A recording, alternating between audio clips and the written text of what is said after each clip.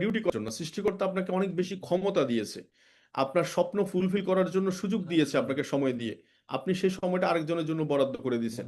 এই জায়গা থেকে বের হইতে যদি চান তাহলে ডিএকশন সিস্টেমে সময় দেন। লেক অফ কনফিডেন্স, এই দেখেন আমাদের সিস্টেমে আমরা দেখেছি যে মানুষগুলো প্রোডাক্ট ইউজ করে, দেখবেন এদের মধ্যে ডিএকশন নিয়ে কথা বলার জন্য একটা উচ্ছ্বাস কাজ করে। কি ধরনের একটা উচ্ছ্বাস আপনি কল্পনা করতে পারবেন না। ওদেরকে ট্রেনিং দিলেও মনে হয় এত উচ্ছ্বাস আপনি ওদেরকে পাবেন না।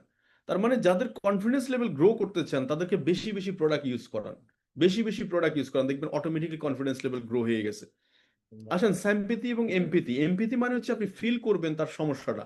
স্যাম্পেথি মানে হচ্ছে আমরা উপরে উপরে বুঝি, একজনের সমস্যা যদি আপনি শুনে নাও, দেখবেন তাতে করেও দেখবেন যে ওর সমস্যাটা অর্ধেক হালকা হয়ে যায়। তো স্যাম্পেথি এবং এমপ্যাথিটা প্রকাশ করার চেষ্টা করবেন, বোঝার চেষ্টা করবেন হৃদয় দিয়ে সে কোন সিচুয়েশনে আছে।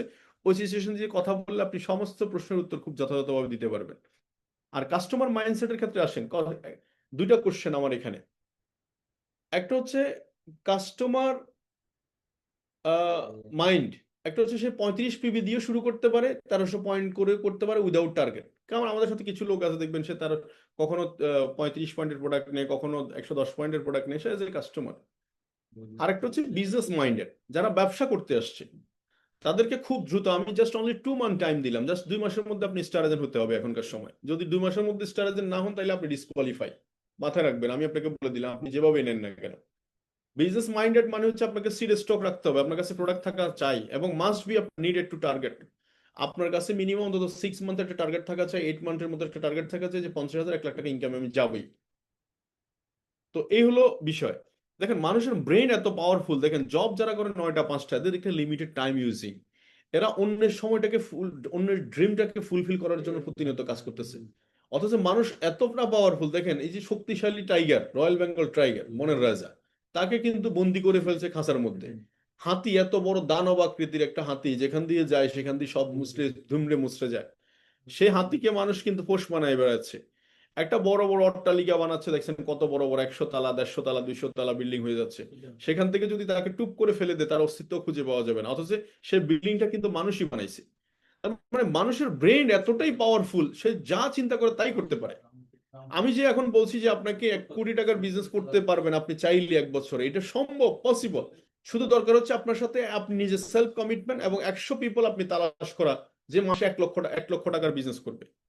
1 লক্ষ টাকার বিজনেস করবে এরকম 100 পিপল টার্গেট করলে আপনার মিনিমাম প্রতি মাসে কি হবে, 1 কোটি টাকা সেল হবে। আপনি যদি আরো কমায় নিয়ে আসেন যে না আমি 10 জন ব্যক্তি 10 লাখ টাকা করে বিজনেস করবে, এরকম একটা খুঁজে বের করবো, তাতেও দেখা যাচ্ছে আপনার 1 কোটি টাকা বিজনেস হয়ে যায় 1 মাসে।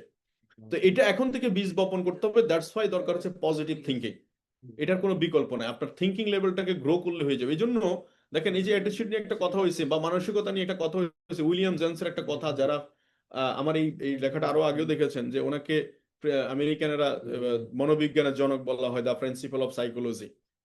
তো উনি বলছেন the greatest discover of my generation is that human being can after their. এই যে এখানে একটাই একটা কথা যদি আপনি একটু খেয়াল করে দেখেন, এই জেনারেশনের যে গ্রেটেস্ট ডিসকভার, এই জেনারেশনের অনেক আবিষ্কার আছে, বিদ্যুৎ বলেন, চাকা বলেন, গাড়ি বলেন, মোবাইল বলেন, সবই লেটেস্ট লেটেস্ট। কিন্তু সবচেয়ে সেরা আবিষ্কার হচ্ছে অ্যাটিটিউড অফ দ্য মাইন্ড।